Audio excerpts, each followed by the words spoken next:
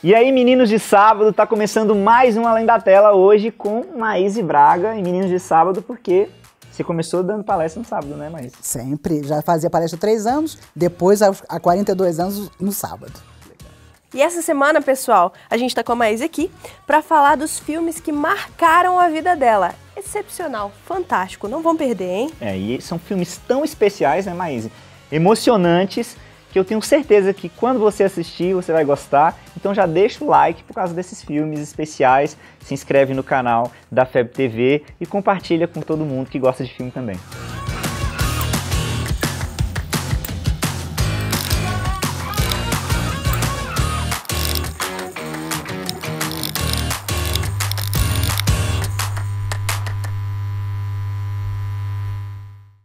E o primeiro filme dessa lista é...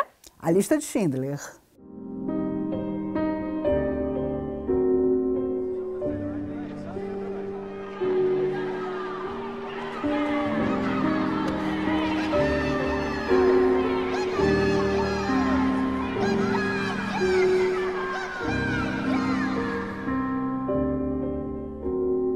É um filme super emocionante e forte, né, Maíse? De 1993, do Steven Spielberg, né? E como é que é esse filme e por que ele foi importante para você, Maíse?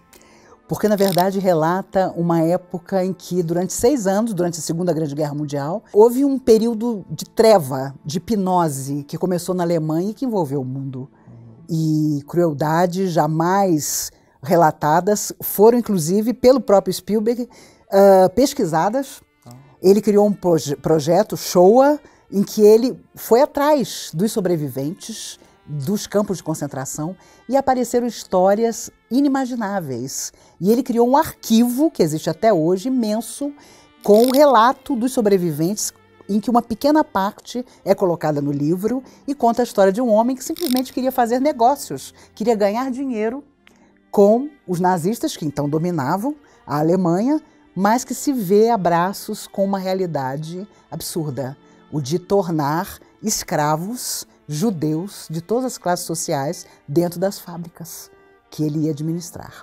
E isso muda a percepção daquele homem sobre o que era a crueldade daquele sistema que os nazistas haviam imposto, primeiro na Alemanha, e que tinha o objetivo de dominar toda a Europa e o resto do mundo. E é a lista de Schindler porque ele ia fazendo a lista dos nomes que ele queria levar para a fábrica dele, né? Exatamente. De repente, ele tinha colocado a cargo, né? O Ben Kingsley, o ator, que faz muito bem o papel do cara que fazia a lista. E aí começa a surgir, fulano tem 6 filhos, né? Beltrana está vivendo uma situação de penúria. E ele ia colocando na lista aquelas pessoas que ele queria, na verdade, resgatar da morte certa para trabalhar na fábrica. E o que é aquele momento que ele percebe que ele poderia ter salvado mais gente, né? É impressionante. This car. Kurt would have bought this car. Why did I keep the car? 10 people right there. 10 people. 10 more people. This pin. 2 people. This is gold. 2 more people. He would have given me 2 for it. At least 1. He would have given me 1. 1 more. 1 more person. A person stand for this. I could have got 1 more person. And I didn't. I didn't. É impressionante, e a esposa dele contava mais tarde, depois da sua morte, que isso o assombrou para sempre. Porque a verdade é que ele mesmo só depois teve ideia do que eram os campos de concentração, do que era aquele extermínio em massa. Na própria experiência ele vivenciou que eram coisas dramáticas que o mundo, no fundo, sabia que estava acontecendo, mas que ignorava. E é um filme muito delicado, né? Eu acho um filme, para ele ser todo em preto e branco e ter aquela cena, aquela fatídica cena da menina de vestido vermelho correndo. É verdade. É um filme muito delicado. Demais. porque simboliza, e o próprio Spielberg diz até hoje que foi um filme que mudou a vida dele. Nossa. Porque ele descobriu que aquilo tinha sido impressionante para a vida de um monte de gente. E Maíse, conta pra gente, por que esse filme é tão importante para você? Você sabe, Carol, eu sempre amei a Segunda Grande Guerra, li enciclopédias sobre a Segunda Grande Guerra e achei, na época, que eu tinha vivido lá. Vários espíritos amigos contaram que eu não estava encarnada, mas que acompanhava com grande angústia pessoas que eu amava e que estavam na Terra vivendo aquele drama tremendo. Então, eu acho que nós deveríamos ter ficado muito diferentes a partir daquela experiência traumatizante para o mundo inteiro e mais solidários, mais certos de que o outro tem que ser um objetivo nosso. E isso se perdeu, nós temos que recuperar isso, não é? Como você consegue dormir à noite sabendo que há pessoas que não têm o que comer, não têm onde morar, não têm como viver com o mínimo de dignidade. Ali a dignidade toda se perdeu. Ali o ser humano foi colocado a zero por seres humanos que achavam que tinham poder sobre eles. Isso é dramático, é impossível e não pode se repetir. E o próximo filme da lista é? O Sol é para Todos.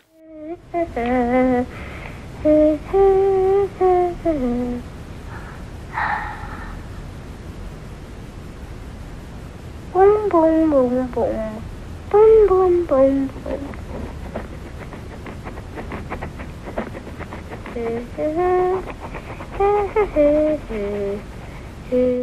E esse é um filme muito especial também, muito forte, né? Que foi criado em 1962, né, Maíse? Um filme que conta um pouquinho da história de um advogado que pega um caso no tribunal para defender um homem negro acusado de estuprar uma mulher da cidade. Exatamente. Né? E tem esse nuance, né? Totalmente racial ali, né? É verdade. E Gregory Peck é o ator maravilhoso que faz o advogado. Alguém que vai defender um homem negro numa época em que o racismo nos Estados Unidos não era velado, como hoje ainda existe em todas as partes do mundo, mas era uma coisa absolutamente natural. Como que outra pessoa poderia ter praticado aquele crime que não fosse aquele rapaz negro? E ele, acreditando na inocência do rapaz, dedica o seu conhecimento e o seu sentimento também em tentar socorrê-lo. O filme é maravilhoso porque narra a expectativa do olhar das crianças, né, que pretendiam que o pai fosse a pessoa correta e digna o suficiente para enfrentar toda uma cidade na defesa daquele homem. E o legal desse filme, mas é que a ótica, né? Quem conta a história são as crianças. Exatamente. Então, apesar do tema ser super pesado, maçante, denso, você consegue ver, né, o filme de uma outra forma. É verdade, até porque eu creio que a ideia era que as gerações que viessem depois teriam um outro coração para ver que justiça não podia estar atrelada à cor da pele, ou injustiça, ou condenar alguém simplesmente porque era uma pessoa que estava distante da elite da sociedade, simplesmente por ser uma pessoa de cor. E uma coisa muito importante do filme é que o advogado, né, o personagem principal, prova a inocência do homem negro, o Tom Robinson, né? Exato. Mas mesmo assim o júri declara culpado.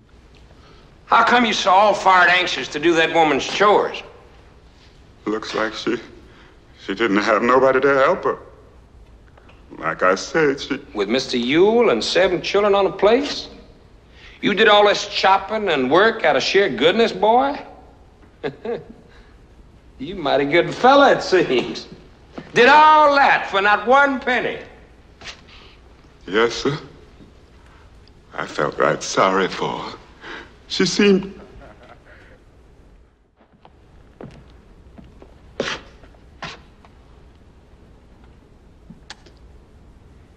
You felt sorry for her? A white woman? Né? Então, isso é muito forte no filme e, ao mesmo tempo, por estar na visão das crianças, é leve. Em muitos aspectos tem coisas leves. Né? Mas por que foi importante para a sua vida assim, esse filme, Maíse? Primeiro pelo Gregory Peck. Todo filme desse homem é um deslumbramento. porque ele era uma pessoa muito engajada. Mesmo em Hollywood havia um enorme preconceito em relação aos negros. E ele sempre foi uma pessoa super engajada em participar de projetos, de filmes que não falassem simplesmente de amor, mas também de acreditar que a sociedade podia ser melhor. Isso é extraordinário. Se Hollywood cumprisse à risca a tarefa que, sem dúvida, também faz parte dela, de nos abrir os olhos e o coração para histórias magníficas que podem mudar a nossa própria história, as coisas seriam diferentes. Porque ele tinha essa característica e é impressionante ver como há um momento em que é uma grande conveniência para aquela cidade que o homem fosse culpado.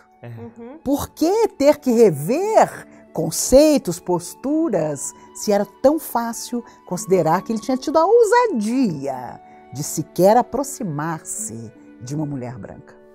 Porque todo mundo sabia que, na verdade, quem era culpado era o pai dela. Exatamente. Que tinha batido nela porque Exatamente. ela se apaixonou pelo Tom Robinson, o homem negro. E ele não fez nada, mas só o simples fato dela se apaixonar por ele foi suficiente para ela, para o pai dela se revoltar e buscar um culpado. Simples assim.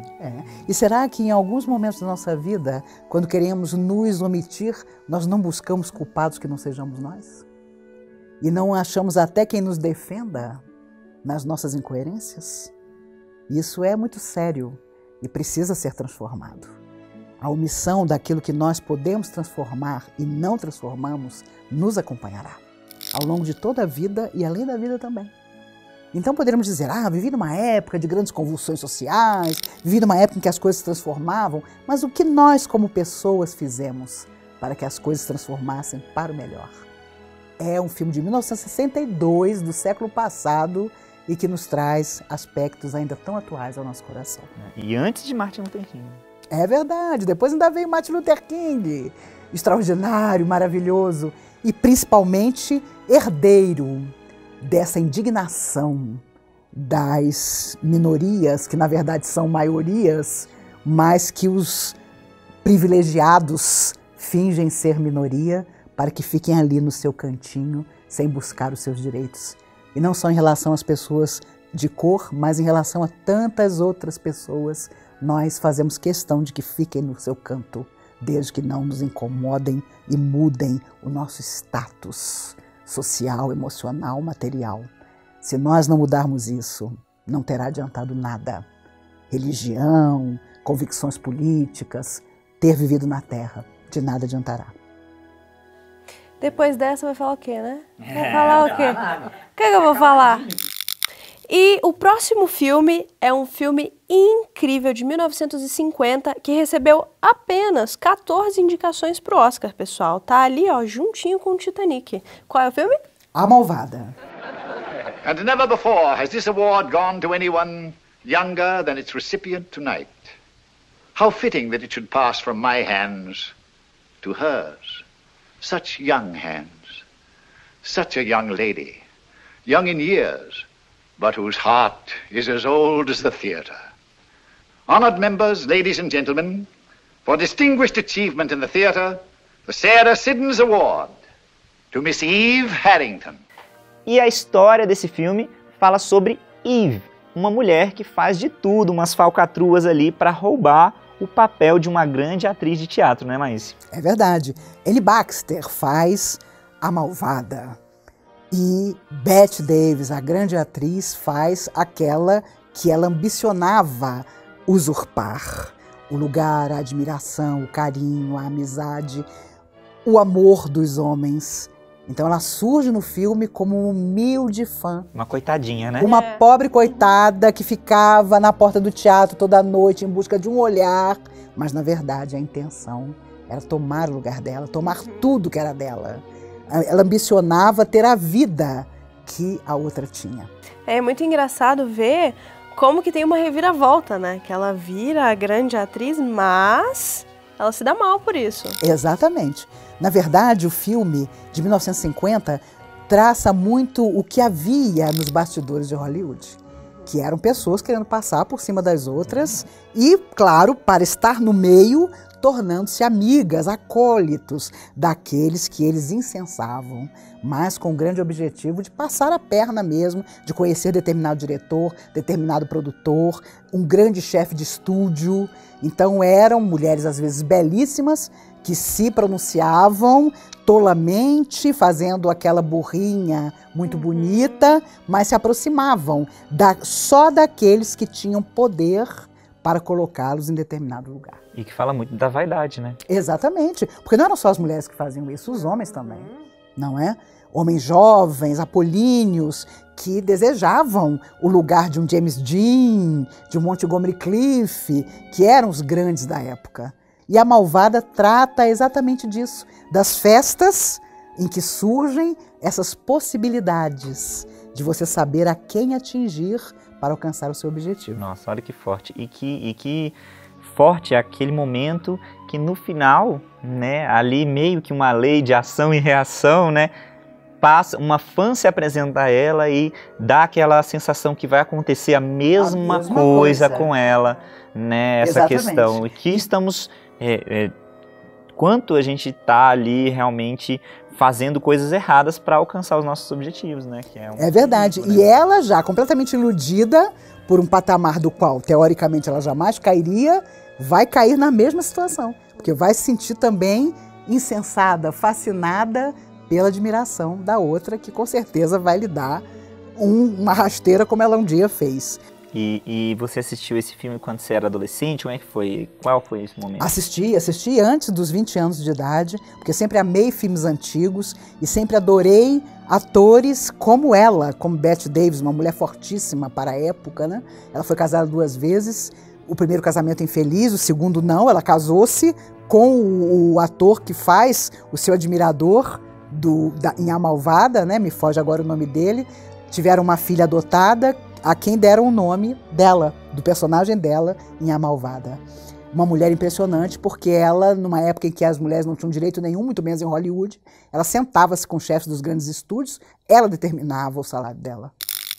E o próximo filme é um musical, né? Um filme de 1972, que é... O Homem de La Mancha. What are you here for? We are to appear before the Inquisition. Here to see? No, not exactly. You see, we were presenting an entertainment. An entertainment?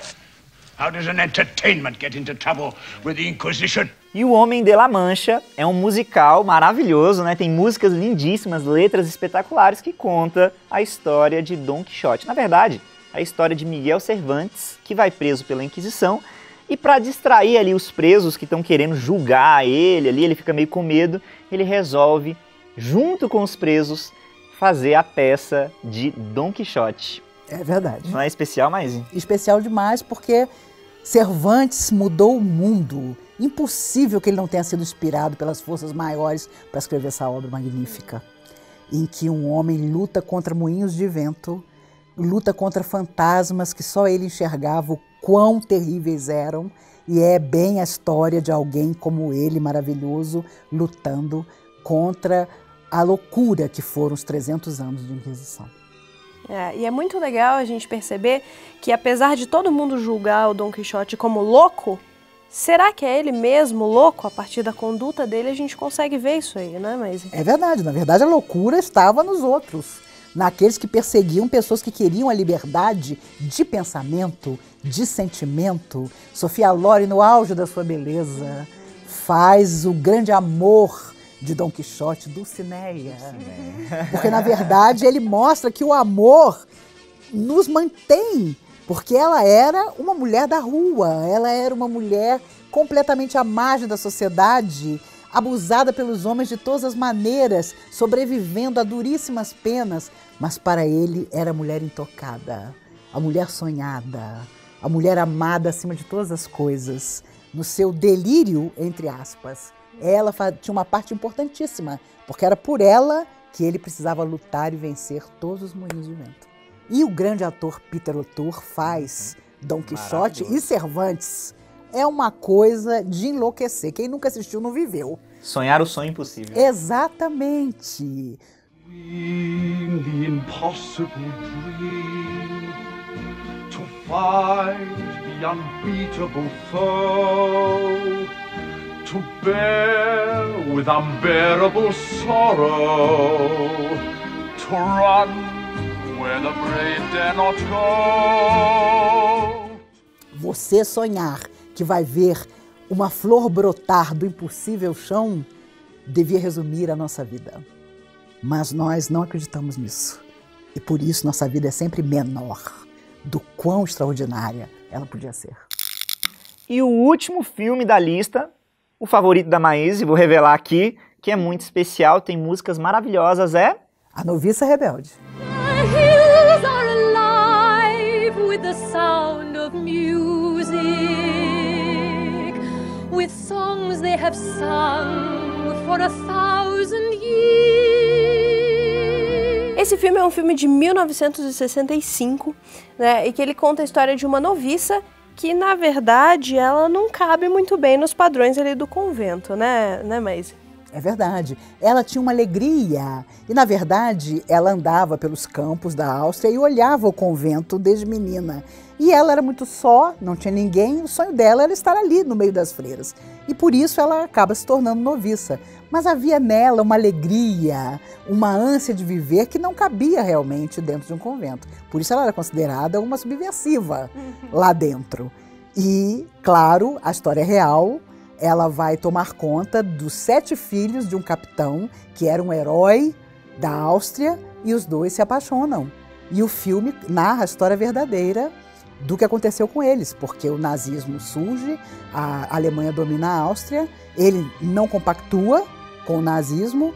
Claro que ele aderir seria extraordinário, né? Porque o povo austríaco diria, nossa, o capitão von Trapp, nosso herói, tornou-se um nazista, então esse negócio é sério, é bom.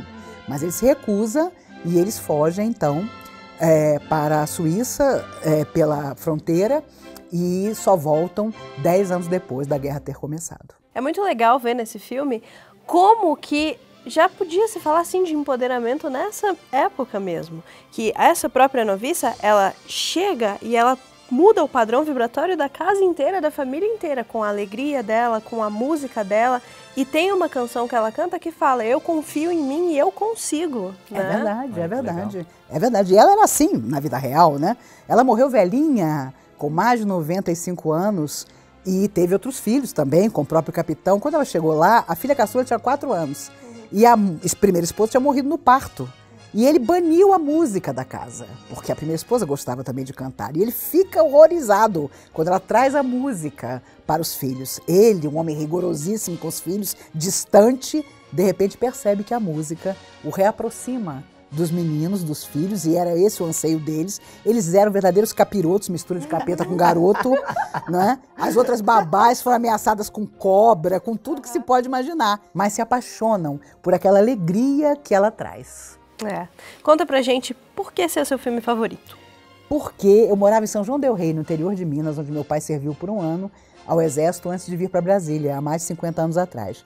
E nós fomos assistir juntos o filme, meu pai, minha mãe, eu, minhas 2 irmãs, e me impressionou demais. A canção, a alegria, nem preciso dizer que eu tinha 8 anos e queria ser freira. Vejam só o que deu, né? Eu queria ser freira. É a noviça rebelde. Eu queria ser freira, eu era a própria noviça rebelde.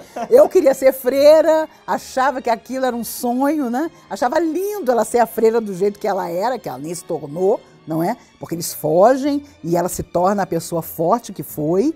Ele morreu em 49, ela ficou sozinha por muitos e muitos anos e acabou de criar os filhos e criou os filhos que ela teve com ele também.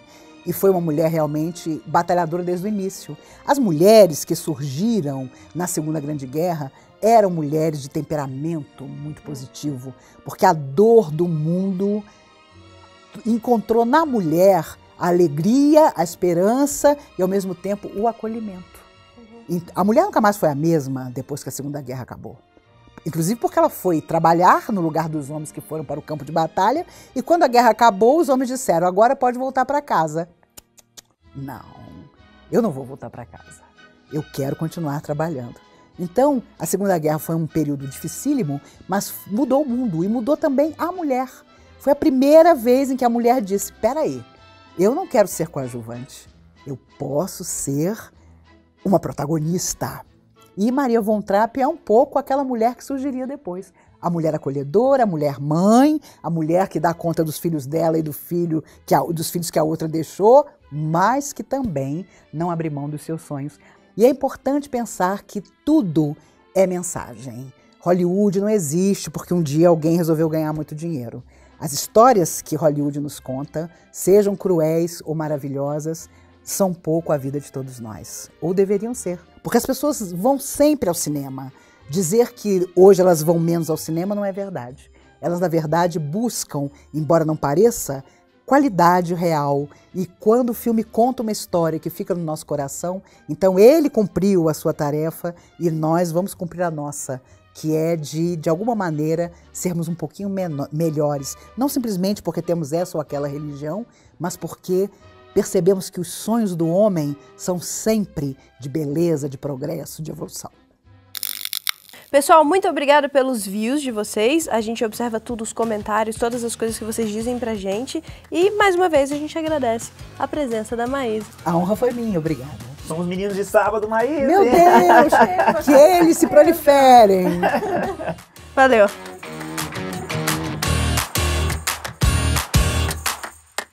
Isso é uma boa. Entendeu? Exatamente. A gente podia fazer uma coisa assim, legal. Beleza, você fala isso, tá, Carol? Tá. Se eu ficar torta, tu me avisa. Tá. Tô retinho aqui. Gravando. 3, 2, 1. E aí, meninos de sábado, tá começando mais um Além da Tela. Hoje com Maíse, né? E aí, o Meninos de Sábado, porque você começou dando palestra no sábado, né, Maíse? É verdade. Há 42 anos atrás. Olha que legal. Desculpa, gente, estraguei já. Já estraguei, já.